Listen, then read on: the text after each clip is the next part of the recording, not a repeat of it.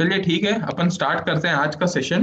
आज का सेशन हमारा यूनिट 4 हम स्टार्ट करने वाले हैं, जो कि आपके पूरे सिलेबस का सबसे इम्पोर्टेंट टॉपिक है। ठीक है, बाकी लोग सब म्यूट कर लें। फंडामेंटल्स ऑफ कंप्यूटर यूनिट 4, जो आप में आपका सिलेबस का नाम है कंप्यूटर्स एंड कम्युनिकेशन। ठीक है, तो कंप्यूटर्स एंड कम्युनिकेशन में हम लोग आगे बढ़ते हैं और हम लोग देखते हैं कि इसका सिलेबस क्या होने वाला है। तो हम लोग पहले सिलेबस को डिफाइन करते हैं, पहले समझते हैं कि हम क्या पढ़ने वाले हैं, और फिर हम लोग इस टॉपिक में आगे बढ़ेंगे। तो देखिए, अगर हम लोग सिलेबस को देखें तो आपको देखिए सबसे पहले कंप्यूटर्स एंड कम्युनिकेशन में आपको क्या क्या पढ़ना है। तो ये है आपका www और वेब ब्राउजर। इसके अंदर में ये डबल कॉलन लगा है, मतलब इसके अंदर में हम लोगों को कुछ चीजें पढ़नी है। तो कायदे से हम लोगों को पहले ये पढ़ना पड़ेगा कि www क्या होता है और वेब ब्राउजर क्या होता है।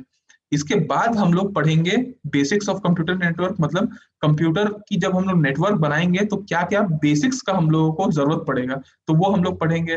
फिर हम लोग देखेंगे कि कंप्यूटर नेटवर्क कैसे क्लासिफाई होता है। तो हम लैन वैन के माध्यम से, मैन अलग अलग होते हैं, उनके माध्यम से हम देखेंगे। फिर नेटवर्किंग डिवाइसेस, मतलब एक कंप्यूटर नेटवर्क बड़ा सा कंप्यूटर नेटवर्क है, तो उसमें कुछ कुछ डिवाइसेस भी लगेंगी। हो सकता है राउटर का इस्तेमाल करना पड़े, हो सकता है स्विच का इस्तेमाल करना पड़े, बहुत सारे होते हैं हॉटस्पॉट। जितने भी अलग अलग डिवाइसेस का इस्तेमाल करेंगे वो होगा नेटवर्किंग डिवाइस, तो उसको भी हमको पढ़ना है। हमको टोपोलॉजी देखना है कि टोपोलॉजी मतलब एक कंप्यूटर नेटवर्क ऊपर से कैसा दिखता है। ठीक है, क्या वो स्टार के शेप का दिखता है, वो हैफाजार्ड दिखता है, वो मैश टाइप का दिखता है, कि हर कुछ कुछ भी कनेक्टेड है। तो टोपोलॉजी का मतलब है कि बाहर से कैसा दिखना। केबल एंड कनेक्टर्स, कौन से केबल और कनेक्टर्स से हम लोग कंप्यूटर नेटवर्क को आपस में कनेक्ट करेंगे, वो हम लोग देखेंगे। और इंटरनेट में को फाइनली हम कैसे कनेक्ट हो सकते हैं, जैसे कि आईएसपी क्या होता है, इंटरनेट सर्विस प्रोवाइडर्स क्या होते हैं, इंटरनेट कनेक्टिविटी में क्या प्रॉब्लम्स आएंगी, उसको ट्रबल शूटिंग बोलते हैं। ठीक है, यहां तक आपका पूरा पोर्शन इंटरनेट से रिलेटेड है। ठीक है, इसके आगे हम लोगों को ये देखना है कि देखिए, जब कभी भी आपको इंटरनेट चलाना है तो वेब ब्राउजिंग सॉफ्टवेयर कौन से यूज होते हैं, गूगल क्रोम क्या है। ठीक है, सर गूगल क्रोम के अंदर आप जाते हैं तो आप याहू से भी खोज सकते हैं, आप बहुत सारे अलग अलग एमएसएन है, बहुत सारे ऐसे सर्च इंजन हैं जो जिससे आप चीजों को खोजते हैं, तो उसको बोलते हैं सर्च इंजन। हर एक चीज को आप खोजते हैं तो उसका एक एड्रेस होता है या फिर लोकेशन होता है, उसको यूनिफॉर्म रिसोर्स लोकेटर बोलते हैं। वो आपको देखना है। अपना एक डोमेन होता है, जैसे .com होता है, .us होता है, .in होता है, ये .org होता है, ये सब डोमेन नेम होते हैं। तो डोमेन नेम क्या होता है वो देखना है। आपका लोकेशन, जो आपका आईपी एड्रेस होता है, आप सुने होंगे कि मेरा आईपी एड्रेस क्या है। तो जैसे अगर साइबर क्राइम होता है तो वो आईपी एड्रेस से ही लोगों को खोजते हैं। तो आईपी एड्रेस भी अलग अलग होता है, IPv4 होता है, IPv6 होता है। तो आईपी एड्रेसिंग कैसे होती है वो हम लोगों को देखनी है। वाईफाई और ब्लूटूथ टेक्नोलॉजी कैसे काम करता है ये हम लोगों को देखना है। इंटरनेट और इंट्रानेट, इंटरनेट मतलब बाहरी दुनिया से अपन जब कनेक्टेड होते हैं उसको इंटरनेट बोलते हैं, और जब हम लोग एक अंदर ही अंदर आपस में कनेक्टेड होते हैं उसको बोलते हैं इंटरनेट। तो इसका आर्किटेक्चर कैसा होता है, उसमें कौन से फाइल फॉर्मेट इस्तेमाल होते हैं, ये सब आपको देखना है। तो देखिए, अगर आप ऊपर से लेके नीचे तक दें तो इस चैप्टर को हम लोग दो पार्ट में क्लासिफाई करेंगे। ये वाला जो पोर्शन है, यहां से यहां तक का पोर्शन, ये पोर्शन आपका कहलाता है कॉन्सेप्चुअल पोर्शन।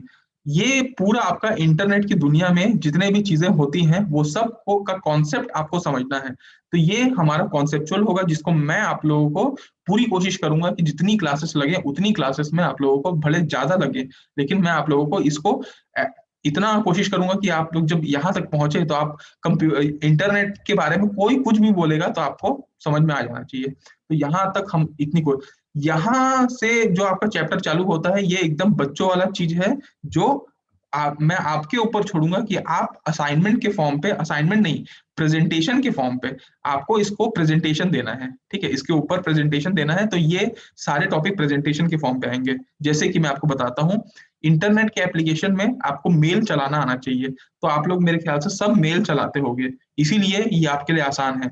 तो ईमेल क्या होता है, बेसिकली गूगल मेल के फीचर्स क्या क्या है उसमें आपको आपको अगर एक जीमेल अकाउंट बनाना है तो आपको आना चाहिए क्रिएट करना, उसको मैनेज करना आपको आना चाहिए। फोल्डर्स गूगल मेल, जीमेल के अंदर में कईयों फोल्डर बन जाते हैं, तो फोल्डर आपको आना चाहिए, डॉक्यूमेंट को कैसे कोलाबरेट करते हैं वो आपको आना चाहिए। तो ये जो आपका टॉपिक है, जीमेल वाला टॉपिक, मैं आपको देखिए अभी से मैं आपको बता दे रहा हूँ, अगर कोई हो सके तो आप लोग अभी से प्रिपेयर कर लीजिएगा, मेरे को बता दीजिएगा कि सर मैं इस टॉपिक पे प्रेजेंटेशन देने वाला हूँ, तो मैं ग्रुप बनाऊंगा और फिर वहां पे प्रेजेंटेशन दूंगा। तो एक जीमेल वाला जो टॉपिक है जो आप लोग यूज करते हैं, इसके ऊपर कंप्लीट प्रेजेंटेशन मेरे को चाहिए। अम, अगर आप नहीं बना पाओगे तो फिर मैं आपको बता दूंगा, लेकिन मैं एक्सपेक्ट कर रहा हूँ कि आपको जब मैं 90% चीजें बताऊं तो 10% आप भी करो। तो ये है। दूसरा, इंस्टेंट मैसेजिंग। इंस्टेंट मैसेजिंग समझते हो ना क्या होता है? आपका फेसबुक मैसेंजर, व्हाट्सएप, तो इसके बारे में तो मैं बताऊं, क्या बताऊं आपको, आप बताओ। तो ये इंस्टेंट मैसेजिंग एक टॉपिक है जिसपे आप लोग का मेरे को किसी का प्रेजेंटेशन चाहिए, जो प्रेजेंटेशन देगा और इसके मार्क्स भी रहेंगे, ठीक है। नेटिकेट, नेटिकेट का मतलब होता है नेट में एटिकेट, मतलब नेट चलाने के लिए क्या एटिकेट होता है। तो अगर आप इस पे दे सकते हैं तो इस पे आप दे दीजिएगा, नहीं तो इसका मैं आपको बता दूंगा, ठीक है। ये भी एक अच्छा टॉपिक है। स्काइप कॉलिंग, देखिए जब ये आपको सिलेबस बना था तब कोविड आया नहीं था, तो उस समय स्काइप सबसे ज्यादा चलता था, इसलिए स्काइप कॉलिंग लिखा गया। अदरवाइज आज के डेट पे अगर रहता तो ये जूम कॉलिंग रहता, माइक्रोसॉफ्ट टीम कॉलिंग रहता। आज के जमाने में स्काइप कौन यूज करता है, सब जूम ही यूज कर रहे हैं। तो आप इस पे भी ले सकते हो एक टॉपिक। तो ये हो गया आपका स्काइप कॉलिंग या जूम कॉलिंग, जो भी उस पे भी आप ले सकते हो। चौथा, मतलब चार टॉपिक तो हो गए आपके, आपका वीडियो कॉलिंग, ठीक है, वीसी, वीडियो कॉलिंग। लास्ट एक टॉपिक है जिसमें आपको ये बोला जाता है कि स्मार्ट गैजेट्स होते हैं, बहुत सारे स्मार्ट गैजेट्स होते हैं, जैसे स्मार्टफोन आप यूज करते होगे, आप टीवी देखते होगे, आजकल नए नए टीवी आ रहे हैं, स्मार्ट 4K स्मार्ट टेलीविजन। आप किंडल कभी कभी सुनते होगे, अमेजोन वगैरह में किंडल मिलता है। किंडल एक बहुत अच्छा रीडिंग डिवाइस होता है, तो उसके वो गेमिंग गैजेट आप देखते होगे कि आजकल गेम के लिए इतने सारे गैजेट आ गए हैं। फिटनेस के लिए कितने सारे आप आजकल देखते होगे, एक घड़ी आती है, उसमें बीपी, आप कितना कदम चले हो, वो सब भी बता देता है। तो फिटनेस गैजेट क्या है? तो ये देखिए, ये सारे चीज ऐसे हैं जो मतलब आप करेंटली यूज कर रहे हैं, बस उसका फंक्शन क्या है और फीचर क्या है आपको पता होना चाहिए। तो मैं इस पे अलग अलग कितने सारे आप बना सकते हैं, कोई स्मार्टफोन पे बना ले, कोई स्मार्ट टेलीविजन पे बना ले, कोई किंडल पे बना ले, कोई गेमिंग गैजेट, कोई इसमें। तो इस टॉपिक में आपको मैं बता रहा हूँ कि इस पूरे चैप्टर में यहाँ से जो टॉपिक स्टार्ट हो रहा है, ठीक है, यहाँ पे आपको इतने सारे टॉपिक है प्रेजेंटेशन बनाने के लिए कि आप मेरे को व्हाट्सएप कर दीजिएगा कि सर मैं इस टॉपिक पे देना चाहता हूँ आपके, मैं पीपीटी देखूंगा, अगर मेरे को पसंद आएगा, मैं अगर कुछ सजेशन होगा तो मैं दूंगा, और उसके बाद फिर आप उसको प्रेजेंट करिएगा, ठीक है। तो यहाँ से वाला एरिया आपका और यहाँ से वाला एरिया मेरा, तो इसको इतने एरिया को अगर मेरे को 12 क्लास लगे, 15 क्लास लगे, जितना क्लास लगे उतने में मैं आपको पूरा कॉन्सेप्ट समझाऊंगा। और ये आप लोगों का होमवर्क रहेगा। जब हम लोग हफ्ते में 4 दिन मिलते हैं तो उसमें एक दिन हम लोग ऐसा रखेंगे, फिक्स रखेंगे, जो प्रेजेंटेशन डे रहेगा, जिसमें आपको सिर्फ प्रेजेंटेशन देना होगा। तो जो भी तैयार रहेगा वो दे देना, ठीक है। तो आई होप आप लोगों को सिलेबस समझ में आया होगा। अब हम लोग आगे बढ़ते हैं और अब हम लोग देखते हैं कि देखिए हम ये पूरी जो चैप्टर है वो इंटरनेट के आसपास कहीं घूम रही है। तो हम लोग थोड़ा सा देखते हैं कि क्या हम लोग क्या क्या चीजें देखने वाले हैं। वही मैं आपको सिलेबस में भी दिखाया हूँ कि देखिए एक कंप्यूटर है, इन लोगों का आपको माइलस्टोन याद वाद करने की जरूरत नहीं है, कोई ईयर, बस मैं आपको ऐसे ही बता रहा हूँ कि देखिए एक कंप्यूटर है, कंप्यूटर आपस में नेटवर्क के साथ कनेक्टेड होता है। एक नेटवर्क, दो नेटवर्क और पूरे कईयों नेटवर्क आपस में इंटरनेट से कनेक्टेड होते हैं। इंटरनेट में बेसिकली वर्ल्ड वाइड वेब का होता है, वो मैं आपको बताऊंगा क्या है। वर्ल्ड वाइड वेब और इंटरनेट दोनों अलग चीजें हैं। तो वर्ल्ड वाइड वेब के थ्रू हम लोग इंटरनेट में सर्फ कर पाते हैं। ये कहाँ से खोजते हैं? तो इसके लिए आपको एक एप्लीकेशन या ऐप की जरूरत पड़ती है, वो है ब्राउजर, जो आप गूगल क्रोम की तरह यूज करते हैं। गूगल क्रोम में भी अपन अंदर अगर आप आए तो ये गूगल क्रोम बेसिकली बोल सकते हैं कि ये आपका एक गाड़ी है, या जिससे में आप बैठ के जाएंगे, लेकिन आपको एक सारथी की जरूरत है जो आपको लेके जाए जहां जाना है। मतलब सर्च इंजन में हम में खोज पाते हैं, तो सर्च इंजन याहू और अलग अलग चीजें होती हैं। तो और सर्च इंजन में जाने के बाद फिर फाइनली हमको कंटेंट मिलता है। तो ये सारी एक छोटी सी लेयर से की लेयर्स ऑफ इंटरनेट जो बेसिक चीजें हैं। अब मैं आपको जो फर्स्ट टॉपिक है वो हम स्टार्ट करने जा रहे हैं, that is called world wide web, ठीक है। देखिए अगर आप इसमें देख पा रहे होंगे तो world wide web, I hope आप लोगों को स्क्रीन दिख रहा होगा। इसमें मैं आप लोगों को यही बता रहा था कि ये जो मैं लेयर्स बता रहा था जिसको अभी मैं बताया वो यही है जो आप यहाँ देख पा रहे होंगे कि कैसे कैसे कंप्यूटर काम करता है। अब आपको अगर स्क्रीन में दिख रहा होगा तो ये है आपका वर्ल्ड वाइड वेब।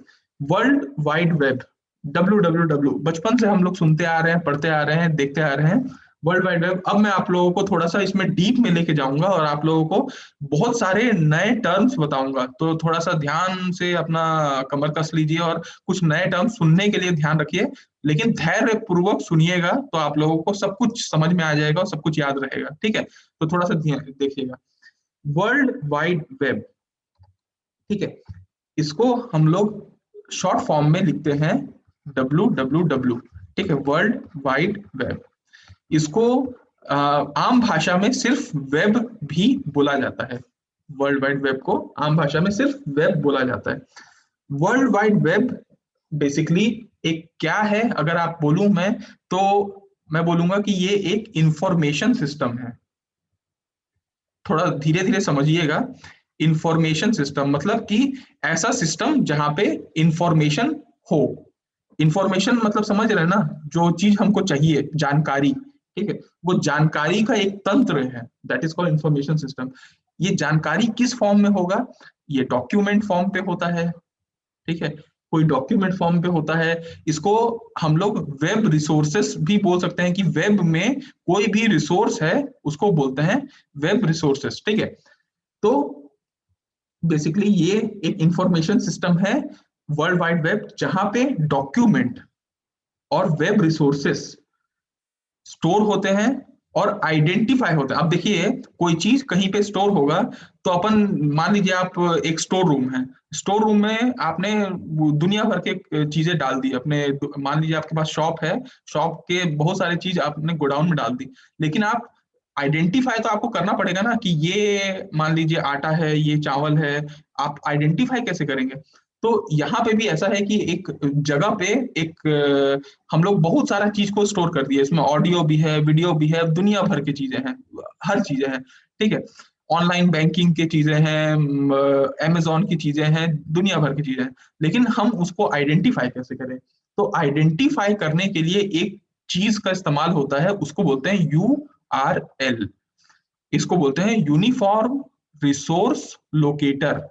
ये क्या होता है, कैसे होता है, इसको हम लोग डिटेल में पढ़ेंगे, लेकिन अभी मैं आपको बता देता हूं कि अगर आप जो वेबसाइट में, जैसे अगर आप गूगल में आइएगा, चलिए गूगल में आपको दिखाता हूं।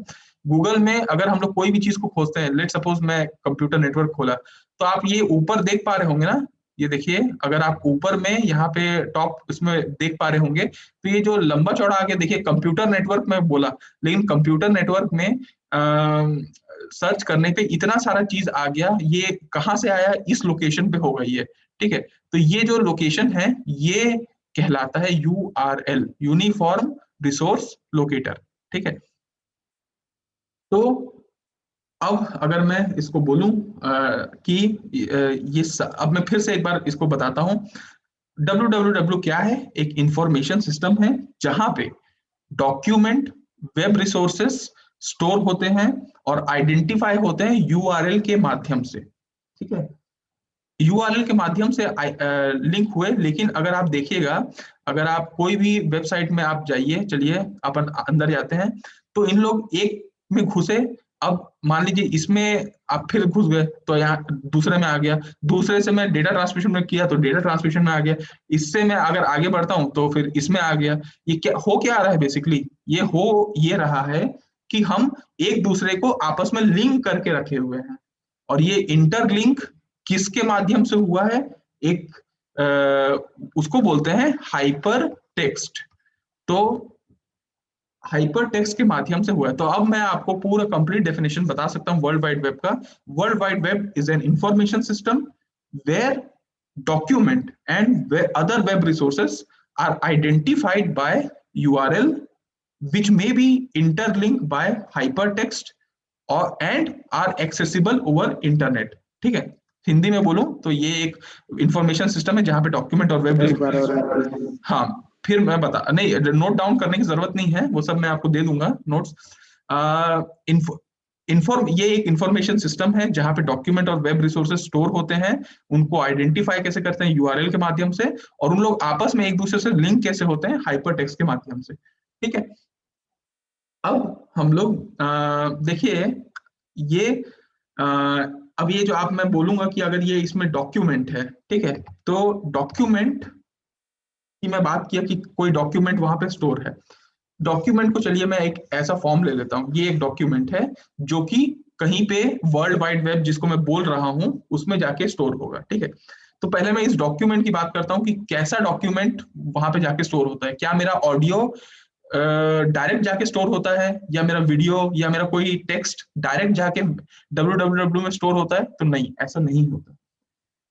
ये ये जो डॉक्यूमेंट की जो मैं बात कर रहा हूँ, कोई भी वो डॉक्यूमेंट बेसिकली एक लैंग्वेज में लिखा जाता है। मतलब आपको कोई भी चीज को वर्ल्ड वाइड वेब में स्टोर कराना है तो आपको एक लैंग्वेज का इस्तेमाल करना पड़ेगा। वो लैंग्वेज इंग्लिश या हिंदी नहीं होती, ना छत्तीसगढ़ी होती है। वो लैंग्वेज होती है HTML, इसको बोलते हैं हाइपर टेक्स्ट मार्कअप लैंग्वेज।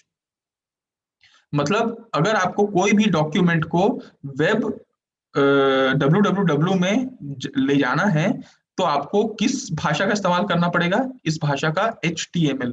अब देखिए भाषा अलग अलग है, आजकल बहुत सारी नई नई भी आ रही है। DHTML है, डायनामिक हाइपरटेक्स्ट मार्कअप लैंग्वेज है, और भी बहुत सारी हैं। ठीक है, लेकिन उस पर अभी मत ध्यान दीजिए। आपको सिर्फ एक भाषा को आपको ध्यान होना है कि अगर हमको कोई चीज डॉक्यूमेंट को वेब www में डालना है तो हमको इस भाषा का इस्तेमाल करना पड़ेगा। ये HTML में कोडिंग होती है और कोडिंग में ही अपन सारी चीजों को इसमें डालते हैं। ठीक है, अब मुद्दे की बात यह है कि लेट सपोज आपने एक डॉक्यूमेंट बनाया। डॉक्यूमेंट को आप कहीं पे, जिसको वेब में बोल रहा हूं, वहां पे आप इसको स्टोर करना चाहोगे। देखिए ये अब आप ये मान के चलिए, देखिए ये हो आप, ठीक है, ये आप हो, बढ़िया से आपने एक डॉक्यूमेंट बनाया। ठीक है, ये डॉक्यूमेंट को आप क्या करोगे? कहीं पे स्टोर करना चाहोगे, और फिर आप जब मर्जी आए तब आप उसको ले लोगे। ठीक है, ये जो है ना बेसिकली, ये जो जगह है जहां पे ये सब स्टोर होता है, इस जगह को बोलते हैं वेब सर्वर। वेब सर्वर का मतलब ये है कि जहां पे बहुत सारी ये सारी चीजें स्टोर हो। अब मैं आपको थोड़ा सा और डिटेल में लेके जाऊंगा और अब आपको मैं बताऊंगा कि ये जो डॉक्यूमेंट है ये कैसे कैसे होते हैं। तो देखिए पहले तो आप सीधा मान के चलिए कि आप डायरेक्ट इसको नहीं यूज कर रहे हो। इस डॉक्यूमेंट को डायरेक्ट आप वेब सर्वर तक नहीं पहुंचा सकते। आपको एक सारथी या माध्यम की जरूरत पड़ेगी। उस माध्यम को बोलेंगे वेब ब्राउजर। मतलब आप क्या, कभी भी आपको कुछ डाउनलोड करना रहता है तो क्या आप मन माने यूट्यूब के पास जाके सीधा आप लेके आते हो क्या? बढ़िया अमेरिका गए और वहां से डेटा लेके आते हो क्या? नहीं। आप क्या करते हो? अपना मोबाइल चालू करते हो, लैपटॉप चालू करते हो, और आप गूगल क्रोम खोलते हो। मतलब आपको सबसे पहले बिना गूगल क्रोम के आपको कुछ मिलेगा क्या जो आप खोजना चाहते हैं? तो आपको अपना वेब ब्राउजर का इस्तेमाल करना पड़ेगा पहले। फिर वेब ब्राउजर सर्च इंजन के पास जाएगा और सर्च इंजन में आप कुछ चीजें सर्च करोगे और वो वहां से डेटा वेब सर्वर में खोजेगा उसको और उसको लेके आएगा। ठीक है, अब ये जो डॉक्यूमेंट जिसको मैं बोल रहा हूँ, जो ये वेब सर्च इंजन खोजता है, इसको बोलते हैं वेब पेज। ठीक है, तो वेब पेज के बारे में आपको ध्यान दीजिएगा। देखिए अगर आप देखें तो देखिए वर्ल्ड वाइड वेब में आप ये जो पेजेस देखते होंगे, हर वेबसाइट में कुछ पेजेस होते हैं। ये पेज, इनको कहते हैं वेब पेज। ठीक है, तो वेब पेज आप समझ लीजिए। अगर हम लोग बहुत सारे वेब पेज एक साथ अगर किसी डोमेन में डाल दिए, उसको बोलते हैं वेब साइट।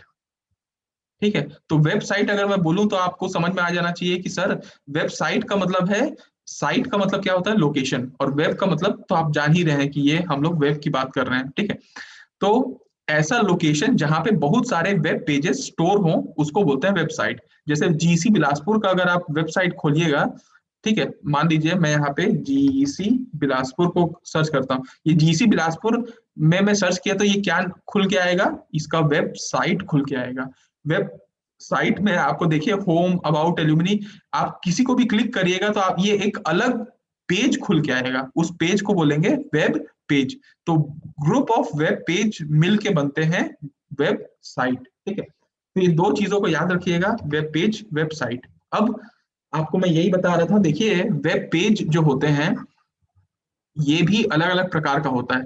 कुछ पेजेस को आप देखेंगे तो हमेशा स्टैटिक ही रहेगा, मतलब उसमें अगर जब तक मतलब जो फिक्स कर लिया गया या बनाते समय वेब डेवलपमेंट करते समय जो फिक्स कर लिया गया वो पेज हमेशा फिक्स रहेगा, वही पेज बार बार आएगा, दैट इज कॉल्ड स्टैटिक। लेकिन डायनेमिक पेज क्या होता है कि बार बार चेंज हो। आप देखिए, अगर आप देख पाएंगे तो देखिएगा, यहाँ पे मेरा मेल है मान लीजिए, ठीक है, ये मेल है। अगर कोई नया मेल आएगा तो ये वेब पेज, ये जो मेल क्या है, ये बेसिकली ये भी तो वेब पेज ही है ना। तो अगर नया मेल आएगा तो फट से ये चेंज हो जाएगा, मतलब वेब पेज में अपने आप चेंजेस होना। तो ये क्या है, आपका डायनेमिक पेज है। तो वेब पेज भी दो प्रकार के होते हैं, स्टैटिक और डायनेमिक पेज। वेब पेज में कैसे बनता है, तो वेब पेज HTML लैंग्वेज से हम लोग बनाते हैं। तो HTML लैंग्वेज को आप ध्यान रखिएगा, वेब पेज को ध्यान रखिएगा। और वेब पेज का ग्रुप में बनता है तो क्या बनता है, वेबसाइट। और ये जब वेबसाइट में हम लोग सर्फ करते रहते हैं तो उसको बोलते हैं ब्राउजिंग या नेट सर्फिंग।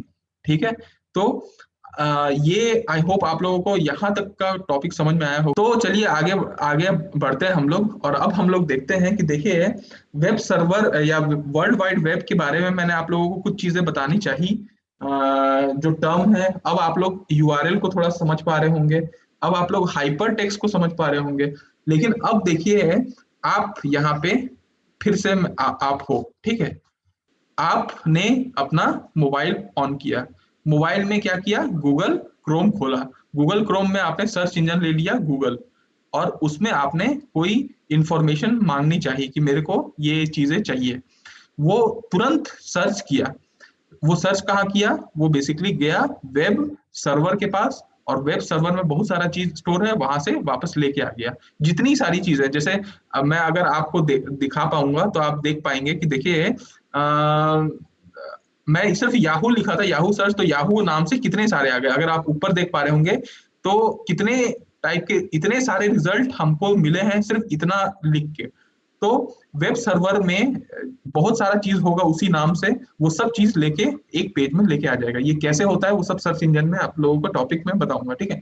तो आता है, अब मैं आपको ये बताना चाह रहा हूं कि बेसिकली ये सब को मैं एक शब्द दे दूं, ब्राउजर के नाम से दे दूं, ठीक है, ब्राउजर हो गया। और ये इसको मैं दे दूं सर्वर के नाम से, ठीक है, या फिर इसको मैं ब्राउजर भी नहीं देता हूं, सीधा मैं क्लाइंट दे देता हूं, ठीक है। क्लाइंट मतलब आपको वहां तक अगर पहुंचना है, बीच में कुछ भी आए वो मायने नहीं है, लेकिन आपको अगर क्लाइंट को सर्वर तक पहुंचना है तो देखिए, ये बेसिकली जब क्लाइंट सर्वर में चीजों को डालता है तो उसको बोलते हैं अपलोडिंग, ठीक है। और जब क्लाइंट सर्वर से क्लाइंट के पास चीजें आती हैं तो उसको बोलते हैं डाउनलोडिंग, ठीक, जो आप हमेशा करते रहते हो। अब मुद्दे की बात यह है कि ये इधर से उधर जा रहा है, इसको कुछ रूल फॉलो करना पड़ेगा कि नहीं। आप अगर आपके पास रोड है, आपको रोड में इधर से इधर जाना है, लोगों को इधर से इधर जाना है, तो क्या ट्रैफिक रूल्स होते हैं कि नहीं, ताकि ट्रैफिक मत हो, सब रूल्स से चले। वैसे ही इन लोगों को भी जब इधर से उधर जाना है, उधर से उधर जाना है, तो कुछ सेट ऑफ रूल को फॉलो करना पड़ता है, उस रूल को बोलते हैं, और उसको सेट ऑफ रूल्स को प्रोटोकॉल शब्द बोलते हैं। प्रोटोकॉल, प्रोटोकॉल का मतलब होता है सेट ऑफ रूल। तो इसमें एक प्रोटोकॉल का इस्तेमाल होता है, उस प्रोटोकॉल को बोलते हैं HTTP, that is called hyper text transfer protocol. अब देखिए, हाइपर टेक्स्ट हर चीज में यूज हो रहा है। आप HTML में देखेंगे तो hyper text transfer, sorry, markup language होता है, ठीक है। आप नॉर्मल HTTP देखेंगे तो हाइपर टेक्स्ट ट्रांसफर प्रोटोकॉल, हर जगह हाइपर टेक्स्ट यूज हो रहा है। क्यों? क्योंकि हाइपर टेक्स्ट मैंने आपको बताया क्या होता है, इंटरलिंकिंग। आप एक को, जब वेबसाइट में आप जाते हैं तो आप जीसी बिलासपुर में आप कुछ भी खोलते हैं तो दूसरा खुल जाता है, फिर तीसरा खुलता है। ये सब वेब पेजेस को आपस में इंटरलिंक करना ही तो वेबसाइट है। तो इसीलिए इन लोगों में जब इधर से इधर डेटा जाता है, इधर से इधर जाता है, तो एक प्रोटोकॉल का इस्तेमाल होता है, that is called hypertext transfer protocol, HTTP। अगर लेकिन ये HTTP थोड़ा सा सिक्योर नहीं होता, इसलिए आजकल नया आया है जिसमें सिक्योर वर्जन होता है, दैट इज कॉल्ड HTTPS। आप अगर इसको देखेंगे तो देखिएगा, आपको मैं दिखाता हूँ, यहाँ पे अगर आप आइएगा तो आपको आजकल देखिएगा हर जो URL है ये लगभग HTTPS है। जो HTTP लिखा रहता है उसको आप समझ जाइएगा कि ये उतना सिक्योर नहीं है, तो उसमें आप डेटा डालने की कोशिश मत करिएगा। जहाँ S लिखा है और ये ताला बंद है, इसको आप मान के चलिएगा कि ये आपका सिक्योर्ड वर्जन है। तो HTTP को आगे S लिखने का मेन पर्पस यही था कि वो सिक्योर्ड रहता है, ठीक है। अब आपको मैंने HTTP के बारे में बताया, सब कुछ बताया। अब आपको दिमाग में आएगा कि सर क्या ये इंटरनेट और www एक ही चीज होते हैं? तो मैं बोलूंगा नहीं, इंटरनेट और www एक ही चीज नहीं होते हैं। इंटरनेट होता है इंटर कनेक्शन ऑफ नेटवर्क, मतलब एक नेटवर्क बनाया गया GC बिलासपुर का, एक नेटवर्क GGU का, एक नेटवर्क होगा चौकसे का, एक होगा JK इंस्टीट्यूट, एक होगा LCIT का। इन लोगों का आपस में अगर हम लोग कनेक्शन कर दें तो बनेगा inter connection of network, that is called internet. जैसे हम यहाँ से दिल्ली के नेटवर्क के साथ, दिल्ली का नेटवर्क अमेरिका के नेटवर्क के साथ, ये आपस में सब कनेक्टेड रहते हैं, दैट इज कॉल्ड इंटरनेट। लेकिन www क्या है? कलेक्शन ऑफ डॉक्यूमेंट है, मतलब एक जगह है वेब सर्वर जहां पे डॉक्यूमेंट सारे इकट्ठे रखे हुए हैं। और वो डॉक्यूमेंट किस भाषा में लिखे हैं? HTML भाषा में लिखे हैं। तो कलेक्शन ऑफ डॉक्यूमेंट अगर मैं बोलूं, जो स्टोर है आपका वेब सर्वर में, और आपस में क्या है? इंटरलिंक है, किसके माध्यम से? हाइपरटेक्स्ट के माध्यम से, ठीक है। और इनको आइडेंटिफाई कैसे किया जाता है? URL के माध्यम से, इसको बोलते हैं www। तो अब आप लोगों के दिमाग में www और इंटरनेट से ध्यान रखिएगा कि ये सिर्फ नेटवर्क का इंटरकनेक्शन है, लेकिन ये डॉक्यूमेंट का कलेक्शन है, ठीक है। अब हम लोग इसमें आगे आते हैं और हम लोग देखते हैं कि देखिए, आप जिस भाषा का इस्तेमाल कर रहे हैं, जिसको बोलते हैं हाइपर टेक्स्ट मार्कअप लैंग्वेज, ये एक स्टैंडर्ड भाषा है, ठीक है। एक स्टैंडर्ड लैंग्वेज है, मार्कअप लैंग्वेज, जिससे एक वेब पेज बनाया जाता है। वेब पेज से वेबसाइट बनता है, तो वेबसाइट बनाने के लिए एक स्टैंडर्ड लैंग्वेज जिसका इस्तेमाल होता है, दैट इज कॉल्ड HTML। इसको दो तीन चीजों के साथ इस्तेमाल किया जाता है, उसको CSS बोलते हैं, जावा स्क्रिप्ट यूज होता है, अलग अलग चीजें यूज होती हैं। क्योंकि आप देखते होंगे एक वेबसाइट अलग अलग डिजाइन के होते हैं, एक वेबसाइट दूसरे डिजाइन का, एक वेबसाइट दूसरे डिजाइन का, क्यों? उसकी स्टाइलिंग तो अलग की जा रही है। तो ये कास्केडिंग स्टाइल शीट में हम लोग उसकी डिजाइन करते हैं। तो HTML भाषा इस्तेमाल होता है, उसमें जो स्टाइल यूज होता है वो CSS style plus Java script use होता है। इससे हम लोग कोई भी वेबसाइट बनाते हैं। तो अगर हम लोग, मैं बोलूं कि कभी भी वेब ब्राउजर अगर वेब सर्वर से अगर कोई डेटा लेके आता है, कोई इंफॉर्मेशन लेके आता है, तो वो HTML डॉक्यूमेंट में ही लेके आता है, फिर उसको कन्वर्ट किया जाता है आपके मल्टीमीडिया फॉर्म में, ताकि आपको समझ पाए। आपको अगर कोई भी वेबसाइट का HTML देखना है तो आप उसको देखेंगे तो आपको कुछ समझ में नहीं आएगा, ठीक है।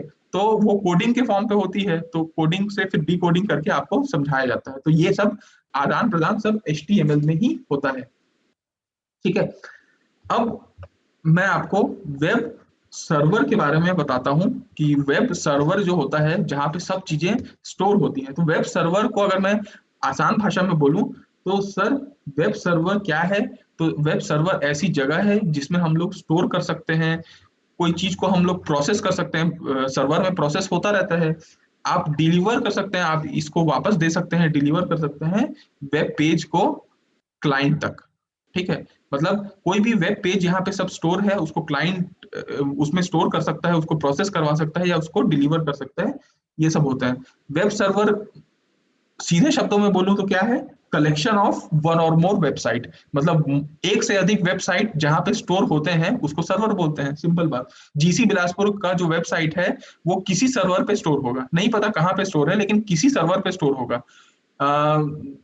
कोई दूसरा वेबसाइट दूसरे सर्वर में स्टोर होगा। तो वेब सर्वर में हम लोग इसको स्टोर करते हैं, ठीक है।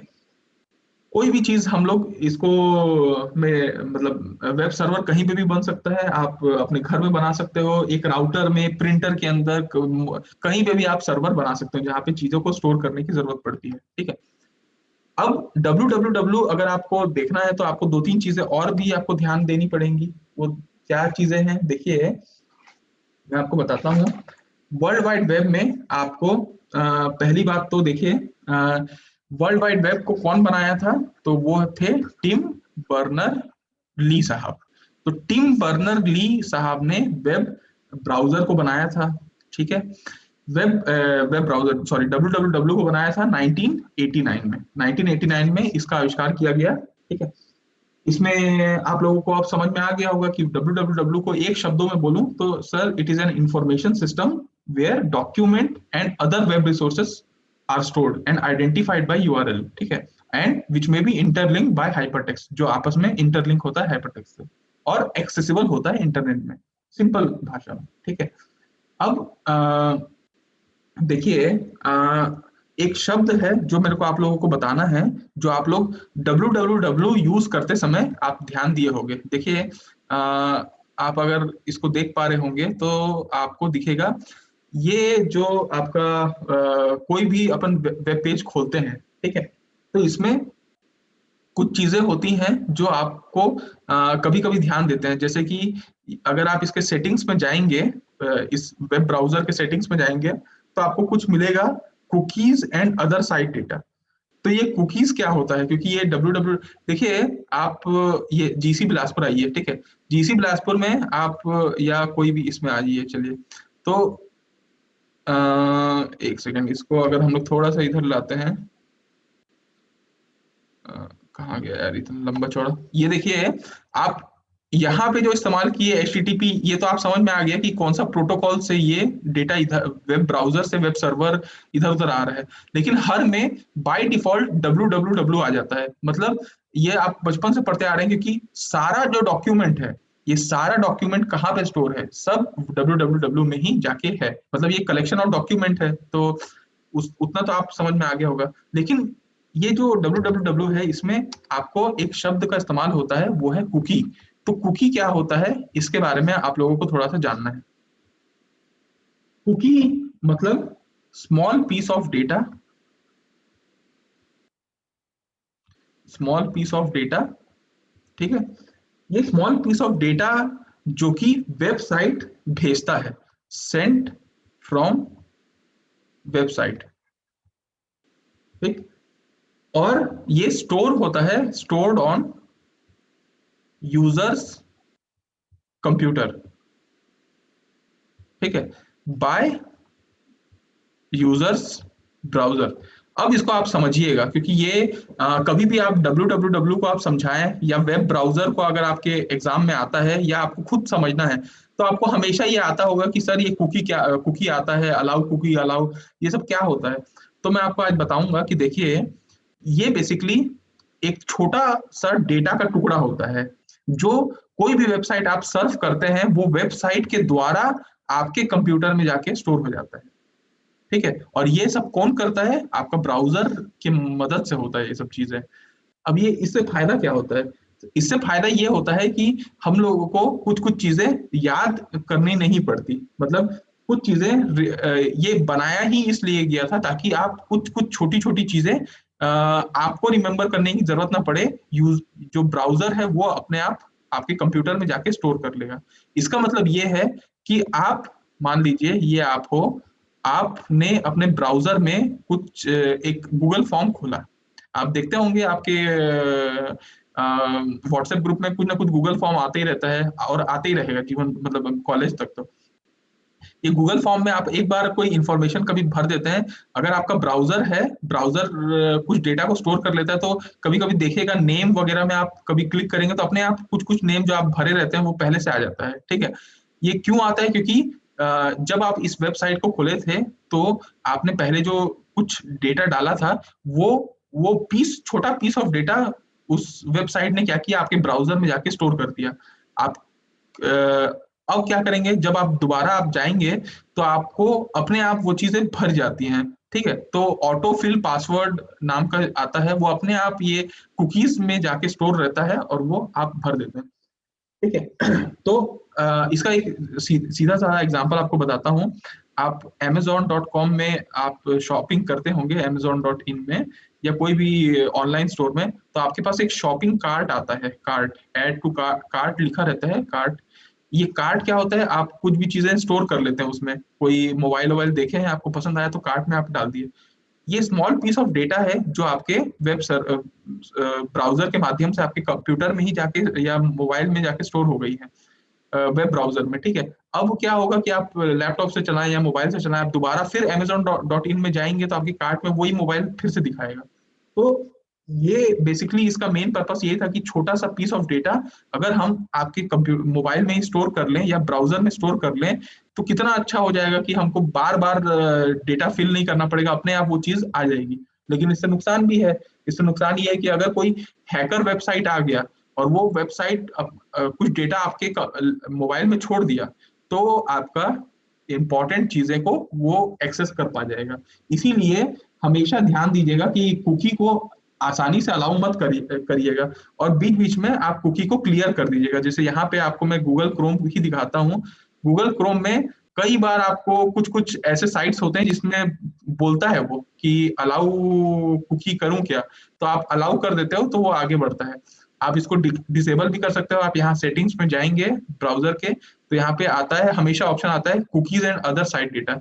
ये क्लियर करने से आपका देखिए यहाँ पे क्लियर ब्राउजिंग डेटा में क्या आता है, history, cookies, cash and more. तो ये कुकी और कैश आपको ध्यान देना है कि इसको आपको बीच बीच में क्लियर करते जाना है, ताकि आपका कुछ चीजें आपके ब्राउजर में जाके स्टोर ना हो, क्योंकि ब्राउजर क्या है ना, थर्ड पार्टी से लिंकअप रहता है, तो वो कर देता है। तो इससे बचने का तरीका क्या है, इससे बचने का तरीका एक गूगल ने एक प्रोजेक्ट चालू किया था, उस प्रोजेक्ट को बोलते हैं प्रोजेक्ट जीरो। प्रोजेक्ट जीरो का ये पर्पस था, ये बोलना कि आ, हम इससे कैसे बच सकते हैं। तो उन्होंने एक तरीका निकाला जिस तरीका को बोलते हैं इनकॉग्निटो मोड। आपको अगर ध्यान होगा तो देखिए, यहाँ पे आप जाएंगे तो हर गूगल क्रोम या ब्राउजर में एक इनकॉग्निटो विंडो रहता है। जैसे ही आप इसको क्लिक करते हैं तो ये एक इनकॉग्निटो विंडो खुलता है। कभी भी आप, ये भी नॉर्मल ब्राउजर है, ठीक है, नॉर्मल ब्राउजर में आप इसको सर्च कर सकते हैं।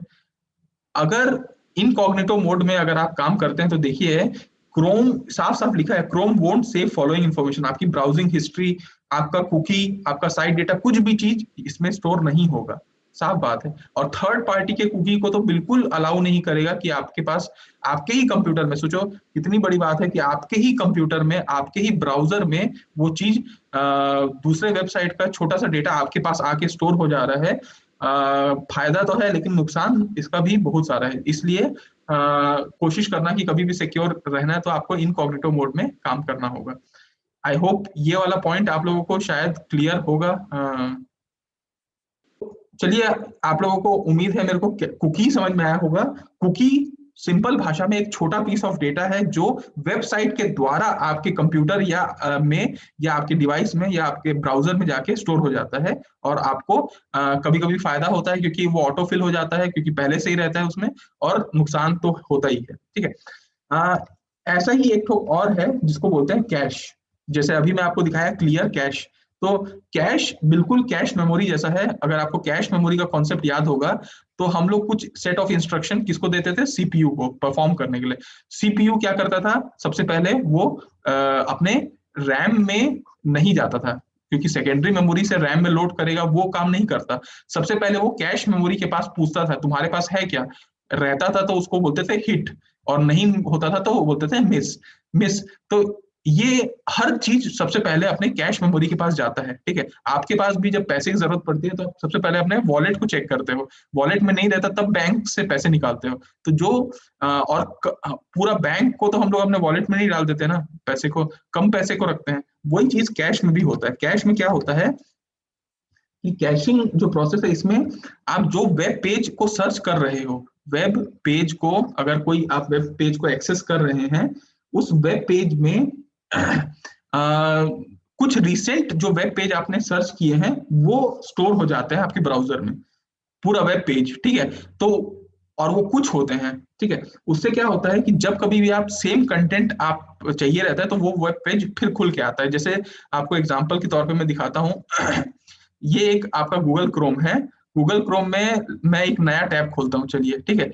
ये एक नया टैब, अगर आपको ऊपर से दिख पा रहा होगा, आई होप दिख रहा है ना, हाँ ऊपर से दिख रहा होगा।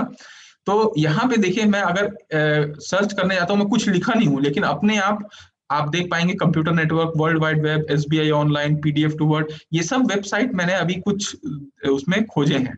तो उस ये वेब पेज मेरे कैशिंग में जाके स्टोर हो गया है। जैसे ही मैं क्लियर कैश करूंगा, ये अपने आप ये सब गायब हो जाएंगे। तो जब कभी भी वेब पेज हम लोग अगर जो रिसेंटली हमने एक्सेस किया है वो आपका ब्राउजर में जाके स्टोर रहता है, उसको बोलते हैं कैशिंग प्रोसेस या कैश। तो आपको कैश और कुकी दोनों को कोशिश करना है। अगर आपको सेफ रहना है तो इसको बीच बीच में डिलीट करते जाना है, ताकि कुछ अगर अनवांटेड चीज आपके कंप्यूटर में पहले से दूसरे थर्ड पार्टी वेबसाइट से स्टोर हो गई है तो वो आपका बच पाए, ठीक है। तो ये बेसिक पूरा आपका था world wide web. I hope आप लोगों को समझ में आया होगा, लेकिन मेरे पास 3 मिनट है, तो 3 मिनट में मैं आप लोगों को कुछ चीजें और बताना चाहूंगा। देखिए, आप लोगों को मैंने डेफिनेशन का सारी चीजें बता दी। 2019 मार्च का एक डेटा है, वो डेटा ये कहता है कि वर्ल्ड पॉपुलेशन की 55% पॉपुलेशन ऐसी है जो वेब ब्राउजर का इस्तेमाल करती है, ठीक है। तो आपको ये समझ में आ रहा होगा कि वेब ब्राउजर का इस्तेमाल कर रही है, मतलब इंटरनेट का इस्तेमाल कर रही हैं। ये 2019 मार्च का डेटा है, अभी भी और आगे बढ़ गया होगा। सबसे पॉपुलर जो वेब ब्राउजर हैं वो कौन से हैं? तो गूगल क्रोम, जो हम लोग हमेशा यूज करते हैं, मतलब अधिकतम लोग यूज करते हैं गूगल क्रोम, ये सबसे पॉपुलर वेब ब्राउजर है। इसके अलावा आप मोजिला का फायरफॉक्स भी इस्तेमाल कर सकते हैं, ये भी अच्छा है। इसके अलावा जो एप्पल के लैपटॉप या उसको यूज करते हैं वो लोग सफारी यूज करते हैं, तो सफारी एक वो है। इंटरनेट एक्सप्लोरर नाम से भी आता है, IE, ये भी है। और माइक्रोसॉफ्ट कंपनी का भी अपना एक वेब ब्राउजर है जो एज के नाम से जाना जाता है। तो ये सब एक पॉपुलर ब्राउजिंग सॉफ्टवेयर है। वेब ब्राउजर का मेन काम क्या है, अगर मैं आपसे पूछूं तो आप सीधा सीधा बोलिएगा कि सर वेब ब्राउजर का मेन काम क्या है? वेब सर्वर से इंफॉर्मेशन को फेच करके लाना और यूजर को डिस्प्ले कराना, इतना ही उसका मेन काम है, ठीक है। ये प्रोसेस कैसे चालू होता है? जैसे ही हम लोग यूआरएल का इनपुट देते हैं, कायदे से देखिए, आज के जमाने में हम लोग यूआरएल में नहीं लिखते। हम लोग क्या लिखते हैं? www.google.com। नहीं, क्योंकि गूगल इतना अच्छा हो गया है, या फिर कोई भी वो यहाँ पे चुपचाप अपन कंप्यूटर नेटवर्क लिखे, अपने आप यूआरएल उसका बन गया। देखिए इतना बड़ा यूआरएल, क्या याद करने की जरूरत पड़ी? नहीं, बस अपन लिखे तो हो गया, ठीक है। लेकिन प्रोसेस अगर आप देखें तो प्रोसेस का मतलब यही है कि हम जैसे ही यूआरएल लिखते हैं वैसे ही ये प्रोसेस चालू हो जाता है। वर्चुअली जितने आपके यूआरएल हैं जिससे फेच किया जाता है उस वो HTTP या HTTPS प्रोटोकॉल के माध्यम से होता है, हाइपरटेक्स्ट ट्रांसफर प्रोटोकॉल। ये एक सेट ऑफ रूल है कि कैसे डेटा यहाँ से यहाँ जाएगा। इसके अलग अलग वो होते हैं, FTP होता है, SFTP होता है, बहुत सारे होते हैं, लेकिन सब आपको जानने की अभी जरूरत नहीं है। सिर्फ आप इतना जानिए कि एक प्रोटोकॉल है जिससे हम लोग ये डेटा को लेके आ रहे हैं, और जनरली लाते ही हैं। देख लीजिए ना आप खुद, मैं आपको लाइव एग्जांपल दिखा रहा हूँ कि हम कुछ भी सर्च कर रहे हैं तो आप यहाँ पे HTTPS के माध्यम से ही सर्च हो रहा है। अगर हम लोग कुछ दूसरे तरीके से करें तो यहाँ पे FTP लिखना पड़ेगा, ठीक है। तो वो अलग है, उसको अभी आप ध्यान मत दीजिए, वो साइबर सिक्योरिटी कभी पढ़ना होगा तो आप देखिएगा। उसके बाद जैसे ही वेब पेज रिट्रीव होता है, आपके डिवाइस में आके दिखना शुरू हो जाता है। वेब पेज आपका बड़े अलग अलग मतलब प्राइवेसी के लिए अगर आपको ध्यान देना है तो प्राइवेसी में आपको इनकॉग्निटो मोड का इस्तेमाल करना होगा। तो ये सारे चीज हैं आपके www और वेब ब्राउजर से रिलेटेड। अब मैं आपको नेक्स्ट लेक्चर में ऑलमोस्ट देखिए यहाँ पे मैं आपको इतना पोर्शन कंप्लीट करा चुका हूँ। अब आपका नेक्स्ट लेक्चर में मैं आपको बेसिक्स ऑफ कंप्यूटर नेटवर्क पढ़ाऊंगा, ठीक है।